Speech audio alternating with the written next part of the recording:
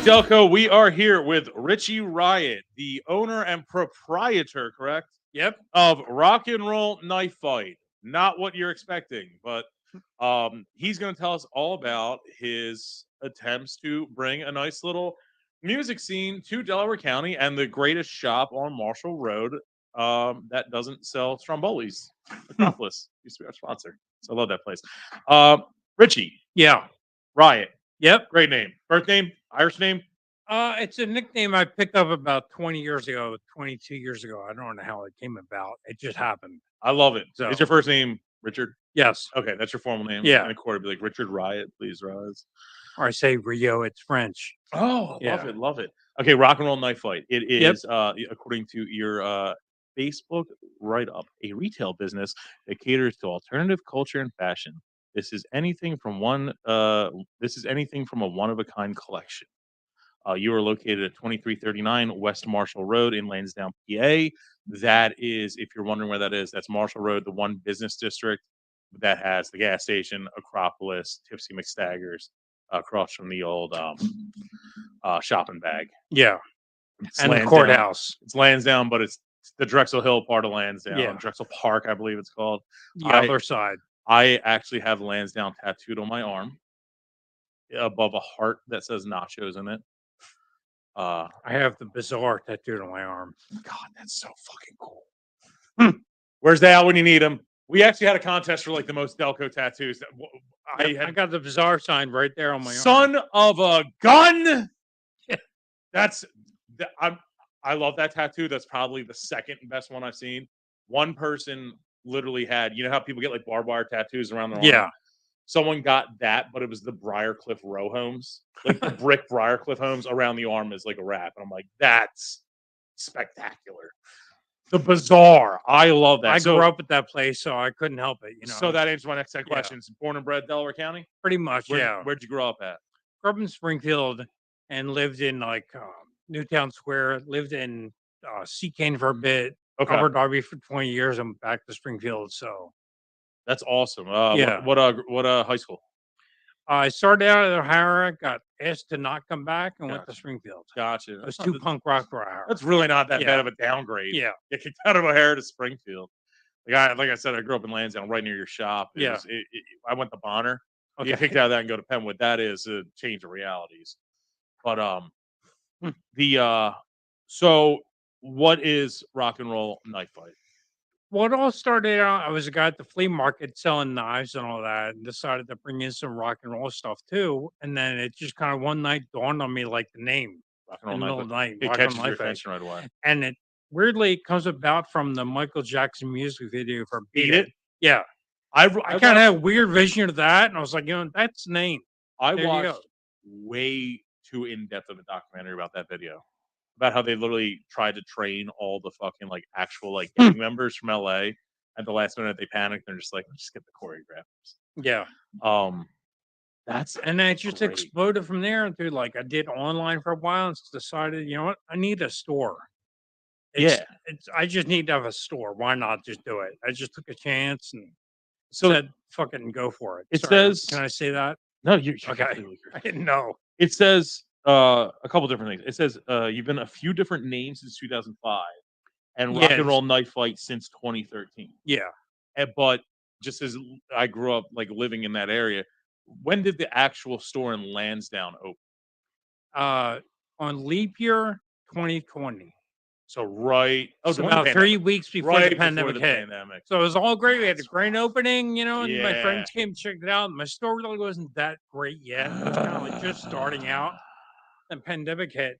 I had pretty much 4 months to sit there and drink beer and eat pizza and figure out what the hell I'm going to do. Was that the first store you had under this name? The first real store, yeah. Okay. Like I used to have a little flea market store that was permanent in Gray's Ferry. Okay. But that was like the knife thing. Burgeoning scene, by the way, that Gray's Ferry area. There's a nice little cool venue called the Century. Okay, popped up in that area. Century Club, yeah. Yeah. So what started in 2005? What was the first that started out as an idea of just like I wanted to make some t-shirts and other shit like that. It was riot gear clothing. It's gonna be like punk clothing. Yeah. And then I didn't renew the domain name, so I had to change it to Riker Manufacturing because I also was adding on more stuff. Mm-hmm. And then I decided why not do a store where it's all kinds of stuff. That's where Rock and Roll Night Fight came from. Love it. So I still use Riker Manufacturing for the things that I make, shirts and bullet belts and things like that. So before we went on the air, you told us you actually owned or currently own some spectacular domain names. Yeah. What are some of the best? Well, currently I own rockandrollknifefight.com, which is with an N, not N, delcopunk.com. That redirects you to. That takes you to my website. I also currently own letjesusfuckyou.com because that was just funny and why not, you know? I wonder why O'Hara kicked you out. Yeah. I also used to own your mother sucks cocks in hell.com, but I didn't bother renewing it. So I'm actually more upset by how long the domain name is. Yeah. Your mother sucks cock in hell. This is way back in like 05 that I got that. I'd actually call a domain company on the phone and ask the guy on the phone to buy it. And he laughed his ass off. He's like, "Are you kidding me? You want that?" I'm like, "Yeah." Did you call him GoDaddy or some shit? It was some local domain company, like way back in the day. They were like, "All right, you know, $50, it's yours." You know. What was the end game for like that actual site to redirect? I was just gonna make a wacky clothing T-shirt company of like really fucked up crap, like really bizarre, off the wall shit. Gotcha. And then I just never got around to it. So I just let the domain lapse, and someone else owns it. You weren't just like trying to hold it captive for like when there's a really, really kinky porn site that wants to like start up, and you're just like, and maybe make some money on that. Yeah. You know, that's what happened with you watch like football and all that. Not really, but I do follow a little bit of it. Gotcha. So the Washington Commanders, they used to be called the Redskins, and they had to get rid of that because it was offensive to Native Americans. So when they were moving on from that name, they Washington tried to create like a million new names, and they held like a public event, a vote for this name. And the problem is that like the top 200 vote names were domains that were already owned by one guy who knew they were doing this, who just copyrighted them all. I was like, yeah, you can have it for $200,000. Yeah. And he just held the domains hostage. Oh, I used to buy domains way back when on like GoDaddy for fun. I don't remember any of them, but I would just buy them, hoping somebody would want to buy it from me, like a porn site or something. Yeah. Just wacky crap, you know. I love it. So so you started as, you know, like a distributor of the bullet belts, the fun T-shirts, all that stuff, all that, the punk rock attire. Yeah. It looks like on your website right now, a big chunk of it is you're selling records. Yeah, I just started selling records during the pandemic. That really started because no one was going to shows, no one's going out to party. So why would you go buy a T-shirt to go to the concert you're not going to? Why'd you buy a new pair of jeans or something, or a dress, or you know, rock and roll clothes, because there is no rock and roll for like 3 months. So I didn't know what was coming back or not. So I thought, how can I make some money? And it's also brilliant because like there's two things that people really picked up during the pandemic. One was baking sourdough bread, which is gross. And the other one was people started listening to vinyl again. And that's kind of what made me think of it. Like, I thought, I've got a lot of duplicate records. I'll start selling them on eBay.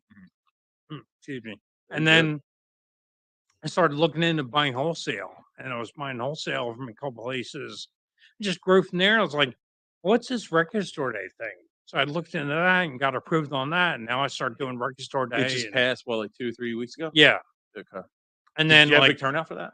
I had a really good turnout this year. The first couple of times, no one really knew I was there, so I didn't get many people. You know, that sucks. You lost basically your first year being there. Oh yeah, pretty much that first year was a joke. You know, it doesn't count. So just out of curiosity, just from living in that area and like seeing Lansdowne change through, Lansdowne doesn't even change through years. Lansdowne changes every 6 months. On your side where you're at, does that still apply to the Lansdowne taxes, or is that Upper Darby? You know, I don't know, but my mailing address is Lansdowne. So do you pay the business tax? I don't pay tax. So that's Lansdowne then. I don't know, because like, see, you know, I'm 2339, and across the street's like 64 or something like that. Yeah, that's the numbers are really weird. Like, I don't get it. You know, it doesn't make any sense to me. So Lansdowne's been like a really big part of like a lot of people who move out of the West Philly like scene. they move into Lansdowne because it's right next to it, and also a lot of pop-up stores start there. Not necessarily where you're at, which I think they should move more towards there because you're pushing up to I'm Darby. seeing a lot of downtown Lansdowne. Some like there's a store called Scrappy Cat. That's kind of like a weird little kitschy store.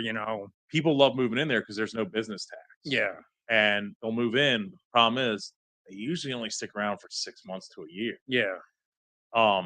And I like where you're at because it's off that beaten path or whatever. But yeah, I was just wondering if there was a business tax involved because that was always a thing in Lansdowne. Where was I going with that? So Record Store Day.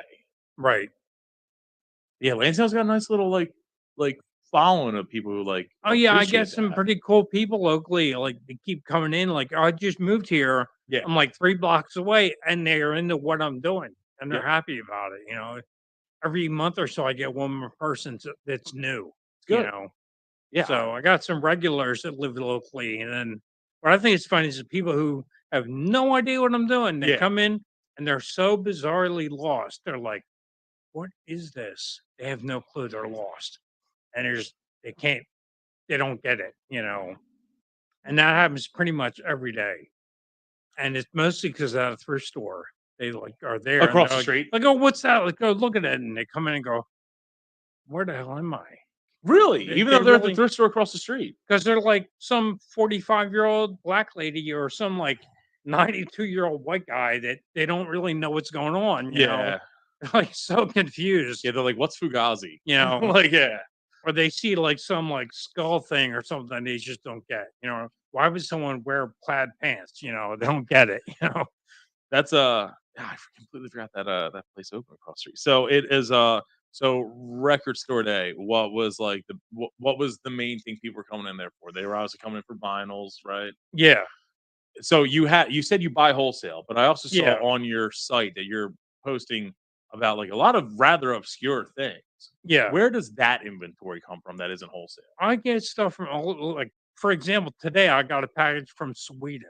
A band I know in Sweden reached out to me, said, "Do you want records for your shop?" And I was like, "Yeah." So we did the deal. I bought some of them, and I'm probably the only guy in America who has them right now. Okay. So, like, they're available over there, but I'm probably the only record store that has these records at my shop. Okay. It's pretty cool. That is cool. And they're nice guys, like a hard punk band called Left Hand Black. And I was like, you know what? Sure, I'll do it. They're cool dudes. I like the band already, so. Why not? So you've got the base in inventory, the obscure things that get sent in there. What is the single oddest thing you've ever sold or have for sale? Oh God. I had some wacky, weird stuff like skulls and things like that. Like real skulls? Real skulls. Not real human ones, but skulls. Yeah. Human bones. That's probably the wackiest thing. I made a necklace from human finger bones. And there's like a market for that? Yeah. Hell yeah. People buy it, people like weird. The weirder the better. It's a real thing. Serial killer stuff, anything. So we're weird. gonna get into that. I love that. Yeah. Concept, by the way. What is the most expensive thing you've ever sold? I don't really know. Because like is Scrappy Cat like technically like your rival? Oh no, they're cool. Like they'll send me people and I'll send them people, Okay. like we're cool with each other. They're cool people. So they'll reach out to me and like they even reach out like, "Oh, we just had a shoplifter. Here's this photo. Give me a heads up." What what days you guys open? It's like Wednesday, Thursday, Friday, Saturday. Okay. Noon to 5. I feel bad because I was in that area and I actually was looking for records and it was a Sunday. I was like, I want to go rock and roll. I used to do Sunday, but I stopped because I'm the only one open on Sunday. No one's open. So I'm like, why bother? No one comes. Nothing is open on Sunday. I think I ended up at Scrappy Cat. I ended up like downtown Lansdowne, maybe. Yeah. But like where I'm at, Acropolis and Trini's Place and the bar and everything are all closed Sundays. Okay. So there's no foot traffic whatsoever. Right. You obviously started in the punk scene. Yeah. Is that's the word we're using is punk? Yeah. It was the punk scene. You said late 80s earlier, right? Yeah, I mean, I grew up like not involved in it directly, but like loving punk as a kid with skateboarding. Some kid gave me a tape and I'm like, what is this? And what was the band that really got you into punk? TSOL. Okay. Cool. And that was something I heard I was at a Fairman skate shop when they were in Prospect Park. Yeah. And I bought a mixtape there, and T-Sop was on there. I'm like, this is amazing. I love I that. fell in love with them immediately. And also, there was another band, McRad, I fell in love with. I don't know them at all. And then I later find out that McRad's from here. I ended up becoming friends with guys in the band. And I'm like, holy shit, Love it. Then the more I find out about it, like, I think one guy in the band, Chuck Treese, was in Bad Brains for a little while. Oh, really? And I used to skateboard with him, like, when I was, like, 12 years old. This black guy skateboarding at Fairman's. I'm like, he was Chuck, the skateboard guy, He moved down to DC and jumped in it? I guess, and he went on, and he's doing a bunch of stuff, Dude, that's awesome. I did see that you guys, I don't know if you're doing it on purpose but for the local touch is, on your website, you're offering a lot of things from Cinderella and from Fear. Oh, yeah. Fear, Philadelphia, punk band. Oh, yeah. Fear's definitely one of my top tier bands that I love. I toured with them for a minute. Cool. Working for another band, they were opening up, and I worked with them. So I did not like. I knew of them just from being like a super like metal and punk dork. Like I did not know how big they were because I guess I was after their time. I did not know they played on Saturday Night Live once. Yeah. Oh yeah. And also they're banned from Saturday Night Live for that performance. You ever watch Bar Rescue?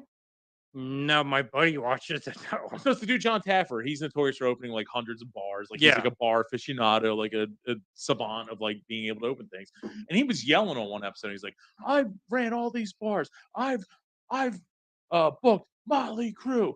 I've booked Guns N' Roses. I've booked Fear." And like the fact that he was like putting them on like the level of like their success. Yeah. In an argument, I was like, "Holy shit! All right, they're pretty popular." Yeah, I mean, and Lee's done a bunch of movies too. Like he was in Clue and Streets of Fire and a few other movies I forget offhand. But so is it on purpose that you're pushing like the local bands like Fear and Cinderella? I do push local bands a lot, like Cinderella, because I used to live next to Jeff the Bar. So of course, R.I.P. Right? Yeah, sad. So I got actually a wall in the store. It's all pictures of people that influenced me. Yeah, like a memorial wall, and it's kind of cool. It's a lot of people like Jeff the Bar and whatnot. But then there's people that I knew personally. Yeah. They were in bands that passed away. So, which is kind of cool. Like, it's a little tribute to Delco people or Philly people in general, Right. So while we're on that topic, and let me know, we can edit it out if it's too personal. On the website, it does talk about Rachel Tanky Marple. Yeah. What's the backstory with that? She's basically was my best friend for about 20 years. Okay. And then she helped me out with work and helped me design stuff. She would like, hey, look at this new idea for clothing. And I would try and make something. And we used to be roommates. I used to make her clothing all the time, like sew stuff for her and all that. And then she would help me with when I do flea markets, she would come and help out and help me make bullet belts and all that. So she's definitely like a big part of the company. She never really wanted money out, like I would pay her here and there, but she just wanted to help, because she knew I was struggling. And she passed on, it looked like in 2019, right before you got the shop. Yeah. That's what kind of started it. Like, you know what? I got to do something. Like, stop under the ass. Yeah. Stop just saying I'm going to do shit and just do it, So, because I kept saying, like, I'm going to do the store. I started coming up with the idea in like 2012, 2011. I'm like, you know what? I'll do it one day. I just never got the money to do it. And then one day, after she died, I'm like, you know what? I'm going to try harder. And got the loan and just did it. That's awesome. Yeah. And just jumped in feet first and very DIY. Like the store is not like what it looked like when I opened up. Okay. I didn't have less than half the shit I have now. I had a lot of used clothing, not much new stuff. Didn't have all the t-shirts I have, It was just kind of thrown together like a little flea market almost. What any positives to having it in Delaware County than let's say where people think the scene is, like your Northern Liberties and whatnot? Oh, I did that on purpose actually. Love it. Because okay, I'm friends with the people from Crash Bang Boom, Rob and Steph. They're great people. But they're in Philly. Yeah. And there's a lot of other stuff in Philly. So people in Philly can go there. But some 13-year-old kid can't walk to Philly. And they're probably not going to jump on the train like I did when I was 13, I was fearless back then. I would jump on the train and go to South Street when I was a freshman in high school. Yeah. But now, I don't see these kids doing that. or even wanting to, or even knowing where to go, you know. But this is a place they can go, and it's a little bit safer, and their parents won't freak out if they want to go there, you know. Yeah. And then they come in and they hear a song, go, "What's that?" And I can turn them on to something new. Yeah. You know, or if they're wearing a Nirvana shirt, I say, "Oh, if you like Nirvana, you might like this band You too." might like the Melvins. You know, yeah. Yeah. Or if they have a Misfit shirt on, be like, "Oh, you might like this," you know, Yeah. and turn them on to new stuff that they never get heard of before. That's awesome. I feel like I'm like a curator of turning people on A to new docent, stuff, you know. basically. Yeah. Yeah. Yo, that's awesome. Like the older brother they don't have yet, you know. The older brother, like this, you know, the scene's Yeah. kinda dying or at least altering in like a weird way. So you said you got into like, you know, the punk scene in the late 80s, Yeah. carried through the 90s, obviously it never dies. I can see it never dies. Yeah. It's part of who I am. 100%. You know, I went out to a punk show Saturday night, you Right. know, at the Fire. Play Went to there. go see The Virus and Cheap Sex. Cheap Sex. Yeah, I love that. they're name. amazing. I love playing the Fire. They still got $2 Kensingers. I don't know. I didn't drink that night. Gotcha. I had one beer, so I don't know. Gotcha. Was the one person there with their pit bull, or not pit bull? It is a pit bull. Oh, there was a few people there with dogs. Yeah, just, there's like, a couple right people there. there with dogs. So I love the Fire. it's a very cool local place down there, like very laid back, you know. Yeah, And the place was packed because those bands all draw a crowd. it's a big thing, man. I mean, Cheap Sex and The Virus are like huge local bands. So are they like full fledged punk? Or are they part of that hard? oh, they're punk straight scene, up or? like street punk, Okay. you know, hardcore like the Casualties or something like that. What's their age demographic of like the audience? I'd say 20s Oh, to really? 30s. Okay. Yeah, and there's people even older than me. Like my Gotcha. friend Dennis was there. He's in his 60s. So all over the place. Yeah, that's cool. I mean, I saw people there from like maybe early 20s to 60s. You know, all over the map. So beyond Rock and Roll Knife Fight, you have said that your personal goal is basically to like revive the scene, especially in this area, possibly getting some more venues. In this I would place love to do that. You know, what's your end game or possible game plan for how you think that can happen? I'm just always trying to grow. I think of stuff. I can't sleep half the time. So I'm laying in the bed at night thinking of new ideas all the time. So, my friend George has been reaching out to me about trying to do local shows, especially for kids, like all ages shows that kids can go to, and like a cool place that teenagers can go. That because so many kids keep saying to me, "I want to go to that show, like the one Saturday, but it's a bar, so they can't go."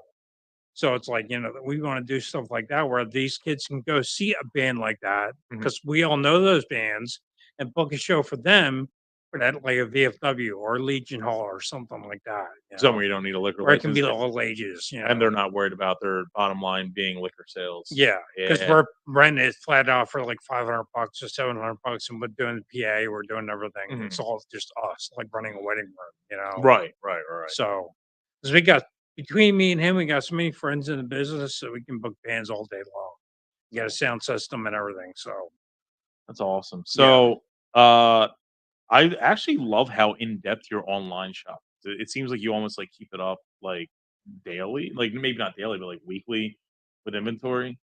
Well, that really is only the things that you make and sell. The website is really just like maybe 10% or 5% of what I sell. If you go to the store, it's 1,000 other things I don't put on there, you know? Right.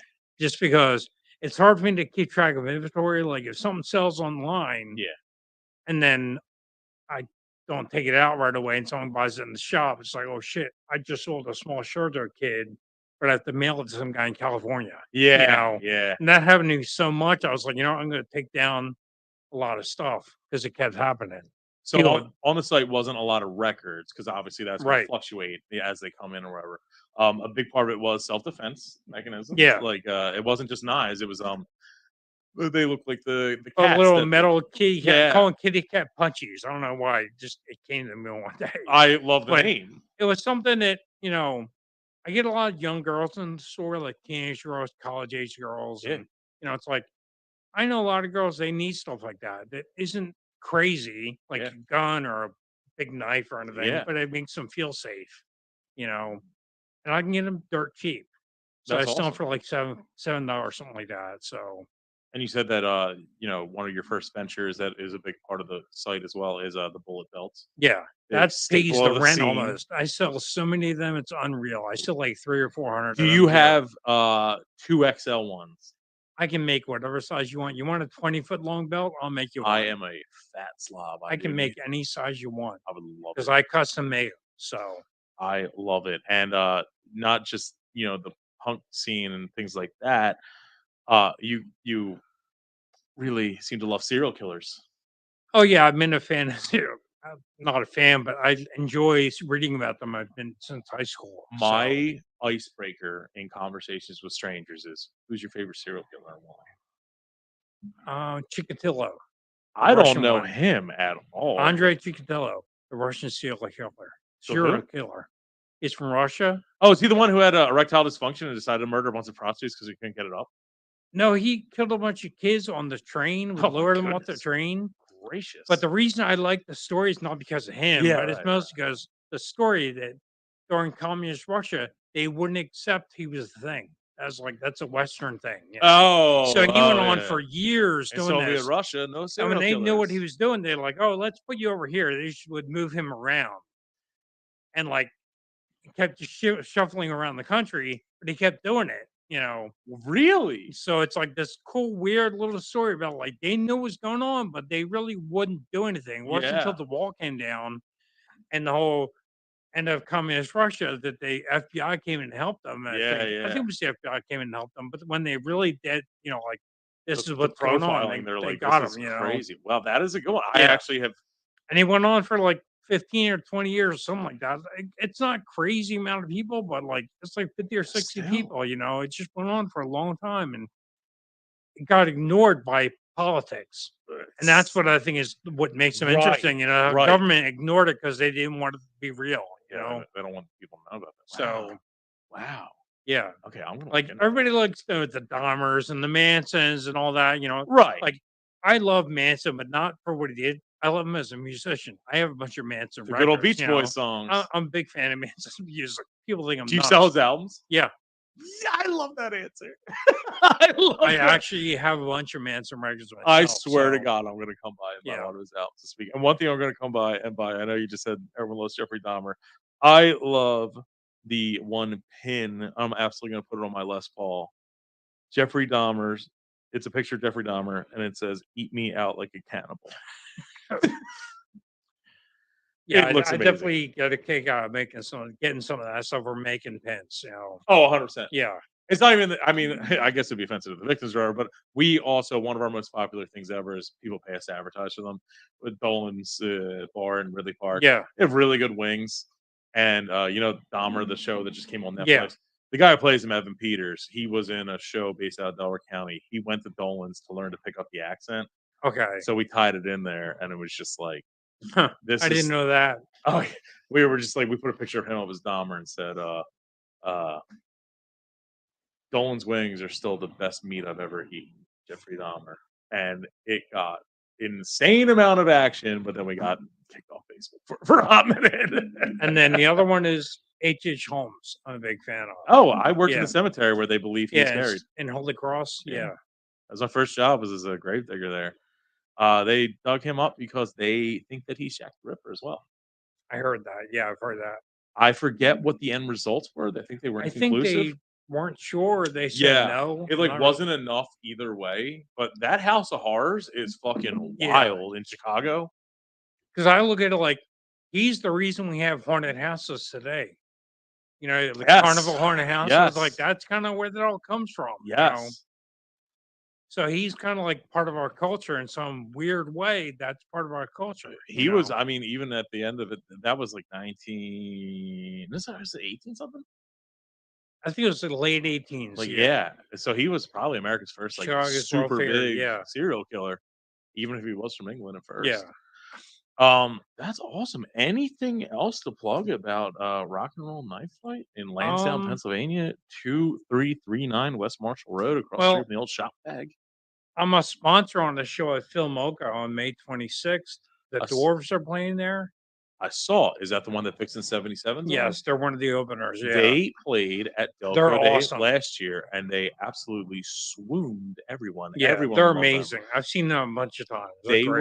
They were so requested to play this Delco Day, and I'll put it out there that we did everything we could, but their booking agent, we just couldn't come to terms on financials. Yeah. But they are so good, and everyone should check them out. Yeah. They're playing at the MM Barbecue too. Yeah, I saw that. I was like so happy for them with that. I'm like, that's great. You know, they're putting they need that exposure. That's great. You know, they're putting the work in. Yeah. When's this Philomoka show? May 26th, Friday night at Dwarves, and another band from Philly called Zorn. Yes. And then I don't know them really well. Then Dambert from Chumbawamba and the Scottish band. Yeah. I get knocked down. Yeah. Wait, is that the guy from it? Yeah. Oh, I love that. I don't know what he's doing exactly. So okay. Yeah, it should be a fun show. Philomoka is 12 I believe so. Okay. It's not the old Milk Boy, is it? No. It's unrelated? No, it's an old like funeral home or something like that. It was converted over to this venue. So yeah, it's 12th and something. I used to work right now. But it's a show put on by punknews.org. Love it. So they reached out to me to be a sponsor, and there's a bunch of people are sponsored on that. So that's pretty cool. So I love that. They'll be doing giveaways and stuff there. So I love that. I love what you're doing for, trying to revive the scene, keeping the people in the scene still alive. I love what you're doing for Delaware County. It's one of those things that when I was a kid, that's what got me into it. Going to little shows at little venues and all that, and meeting another kid that says, "Hey, check out this tape." Yeah. And that got me to like it. And somebody in freshman high school gave me a Black Flag tape because they didn't like it. And I fell in love with Black Flag. What's your favorite punk song and your favorite not punk song? Okay, my favorite punk song. Here I'm gonna say it's not really that punk, but The Clash, Lost in the Supermarket. That is probably my favorite song of all songs altogether. So my favorite non-punk song would probably be a Billy Bragg song. I don't really know which one though, because I love all his stuff. Everything he does is flawless. Awesome. What's the coolest record available at Rock and Roll Knife Fight right now that is up for grabs? Coolest one? Yeah. Probably would be I have a signed copy of Fear's More Beer reissue. The album's called More Beer. More Beer. Fear, More Beer. More Beer. Brilliant. Brilliant. It's a 3 LP signed copy by Lee Ving. Okay. That's probably one of the coolest ones out right now. So that's awesome. Yeah. All right. So, I mean, obviously, you're going to see me soon. I literally have to go visit my dad who lives right there anyway. I got to pick up some mail. But that's awesome. Tell us about the websites again. You can find it at Delco. DelcoPunk.com is probably the best one. And then you go there and you can get to my Instagram and my Facebook and TikTok, which I pretty much never use, but maybe I'll get back on there again. So, and you're pretty good with with Facebook, keeping up like the cool things that come in. Oh yeah, I pretty much try to post like every day, if not every day, every other day. Yeah. Whenever I get new stuff in, or whenever I get something from the store, I'll post it on Instagram. It goes to Facebook too. So that's awesome. Yeah, that's awesome. So because I got a lot of stuff that's very like unusual, locally handmade stuff or stuff I've made myself where it's the only one ever, one of a kind. Some essentially one of a kind things, exactly. Yeah. Like I'll do shirts where I just do spray paint and stencil. It'd be a one of a kind. Why not? Why not? Why not? But awesome. Thank you very much for coming on. Tell us about this. Thank you for all your work in Delaware County. And it's great to see this. Anything else you want to plug besides the show of Philomoka, May 26th? May 26th, Friday night. Cool, yeah. Cool. And you can find Rock and Roll Knife Fight, Marshall Road, Lansdowne, PA, 2339 West Marshall, right there next to Acropolis. If you're watching the show, you should probably know where that is. But that's awesome. Thank you very much, man. Well, thank you.